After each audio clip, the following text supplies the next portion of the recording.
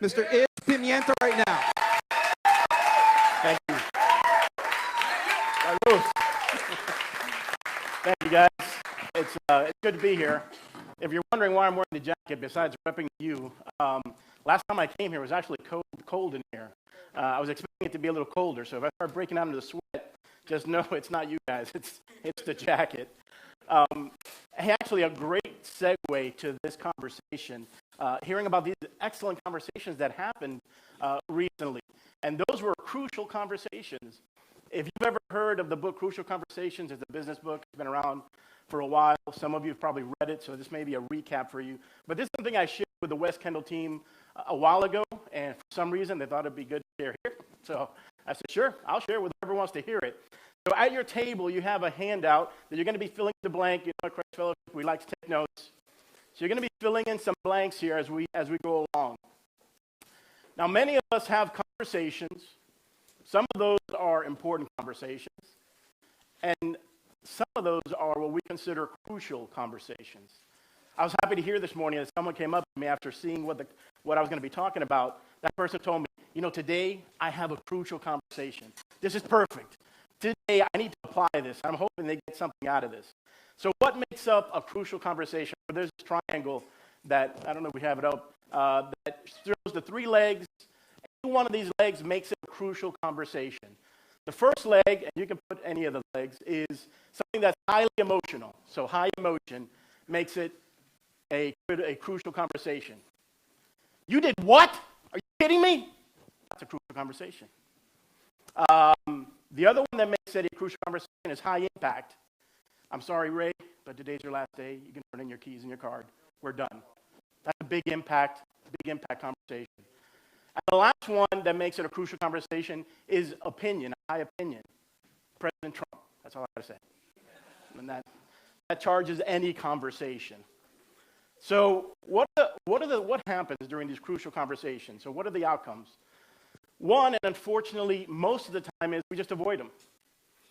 People that just can't stand having crucial conversations. And really, it's a trust thing. We got to trust God and His divine providence, that these conversations are meant to happen, and that good's going to come from the conversation. You know, it's in conversations. Philippians tells us that we should esteem others higher than ourselves. Usually, that manifests itself in conversations. Usually, in conversations, either things go well or they don't go well. So one is avoid them, and you could put next to that, not a good idea. Rarely does it tend to get better when you avoid a crucial conversation. The other thing that can happen is you face the conversation and you handle it poorly. And you put next to that in parentheses, unplanned. And lastly, what you're actually hoping for is this outcome. You face the conversation and you handle it well. And then you're edified, they're edified, and everything good comes from that. So what are 4 reasons that a conversation can go bad? Well, first of all, it's the biology of a conversation. And this applies to you as much as to the person you're talking to. One is biology. You get nervous, you get butterflies, sweaty palms, you get anxious. Another thing that happens is because you get caught off guard. You're caught by surprise. So you're not ready yet. The other one is you're confused. When you're surprised, what's the first thing to happen?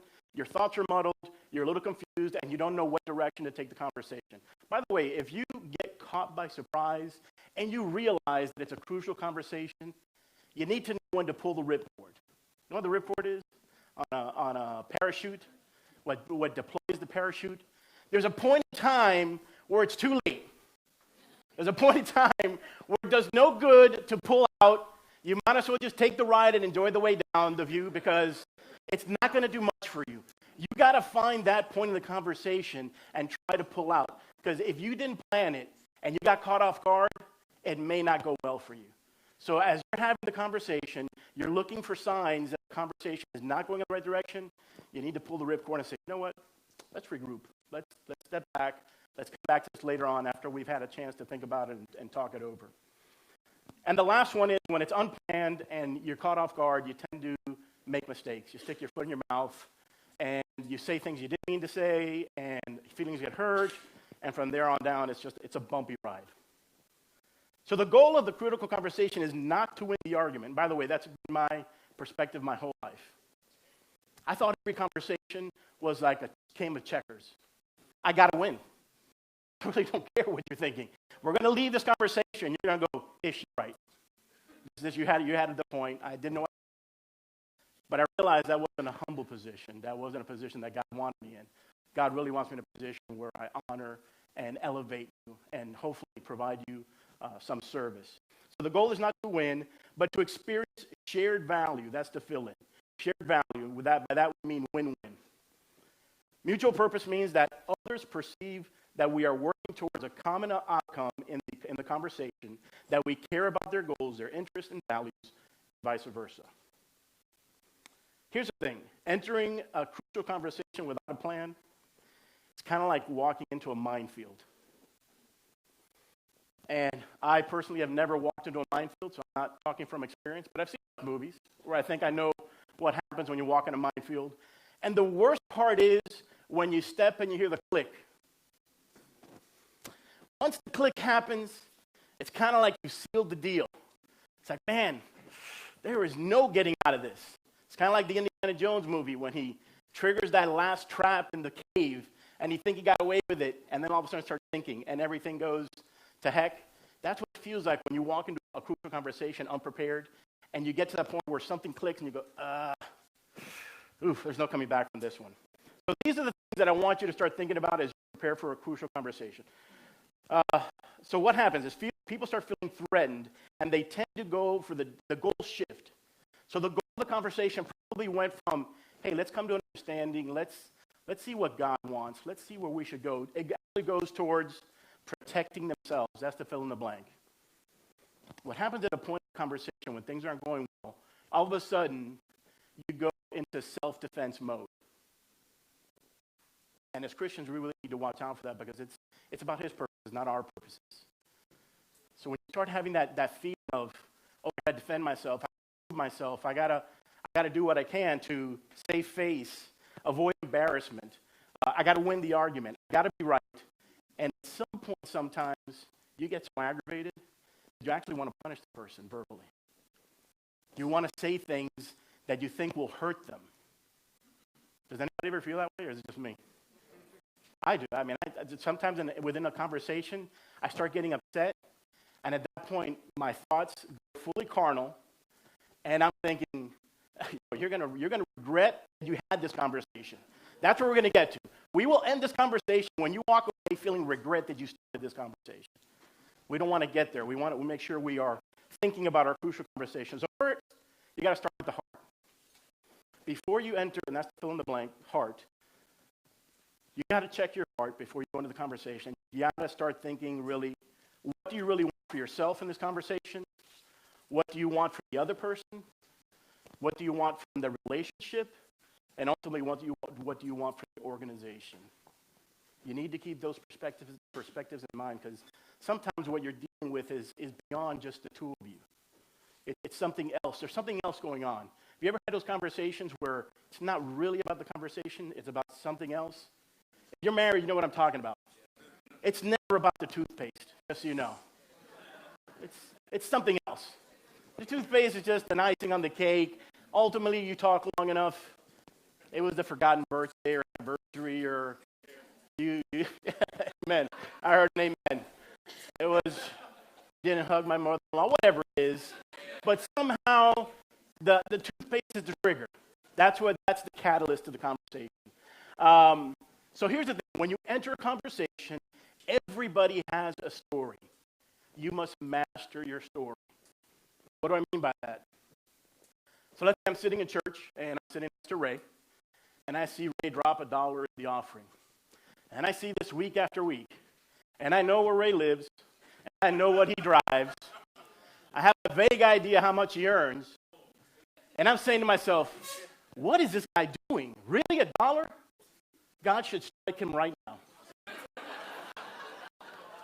That's the story I'm telling myself.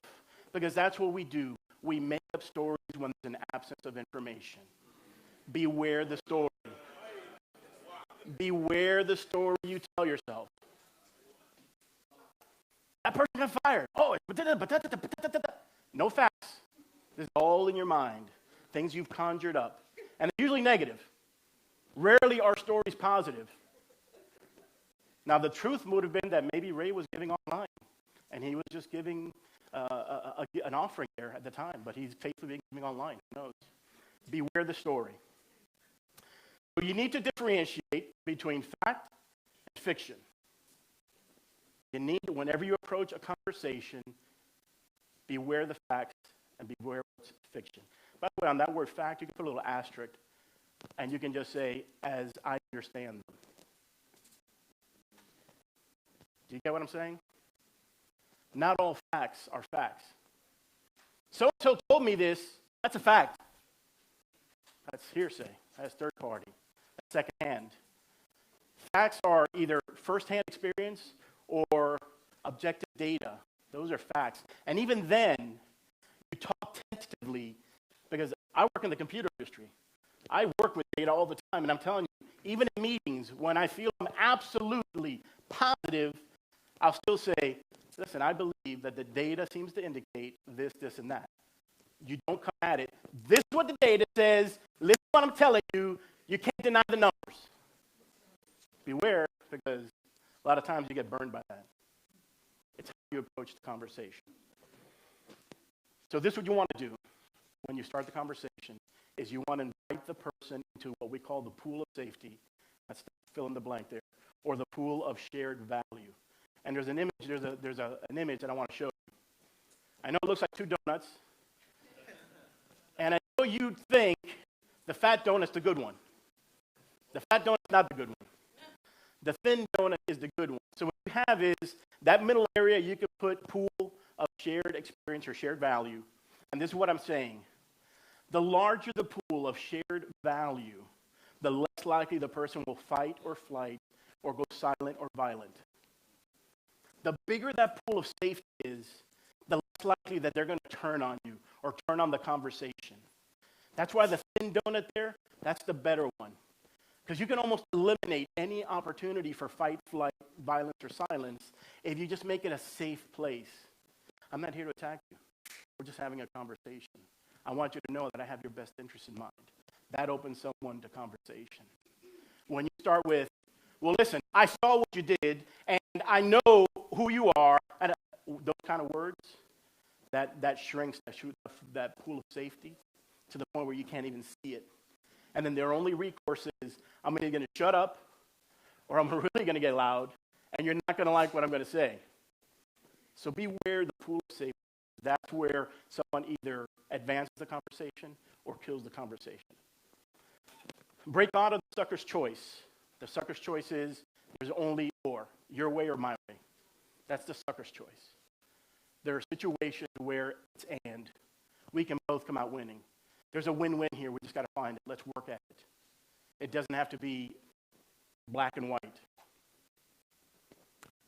So this is what you're doing. When you're having the conversation, you need to pay attention, because at some point, you'll know when crucial conversations start turning and they start going the wrong way.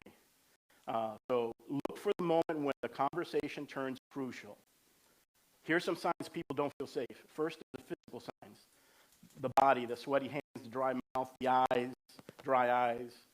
Emotional signals like anger, tightening of the shoulders, and the neck begins to hurt, tightening of the chest, or tightness of the stomach. You may feel these things, or they may feel them. When you experience that, or when you see that, some things begin to happen. The conversations become more crucial. Pastor Van and I, not between us, but together, we've had conversations with others, and you can actually see it happen. When you're looking at the person, you see them transforming.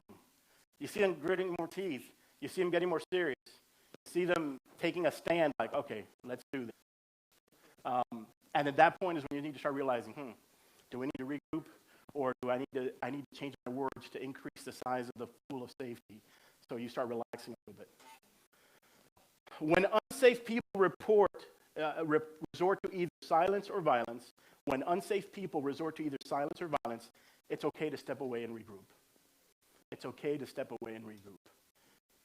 There's no shame and there's no loss. You can step out of a conversation and say, you know what?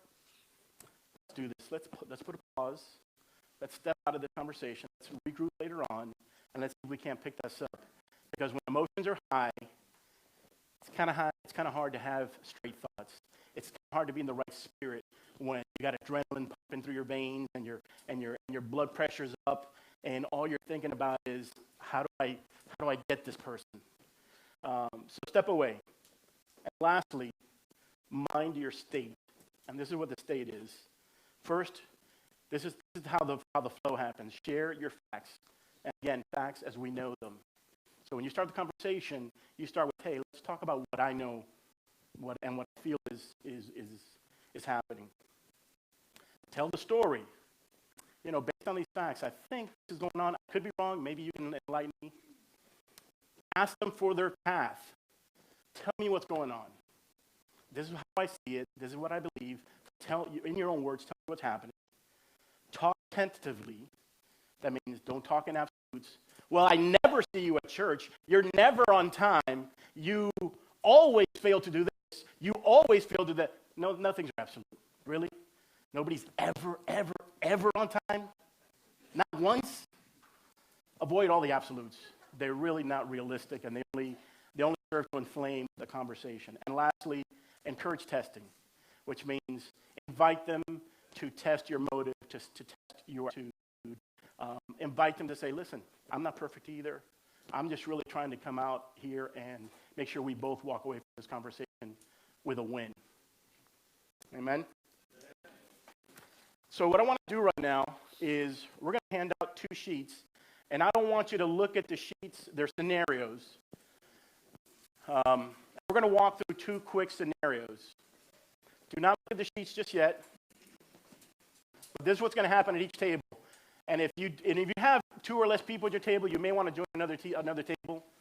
So one person will be the conversation initiator, and we're not going to read these just yet, so just leave them face down for right now.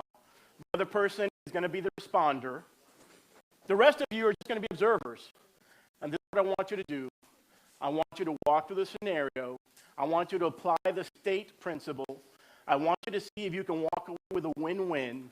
And then I want everybody, when you're done with that first scenario, I want everybody else on the table to give feedback. Say, how could it have gone better? What could we have said? What could we have done to come to a better conflict resolution? There's always better ways of doing things. So none of us are perfect. Trust me, there is no perfect formula for these scenarios. So one of you take one of the sheets, and somebody else at the table take the other sheet. They're coming around. Crucial. We're going to have a crucial conversation about this.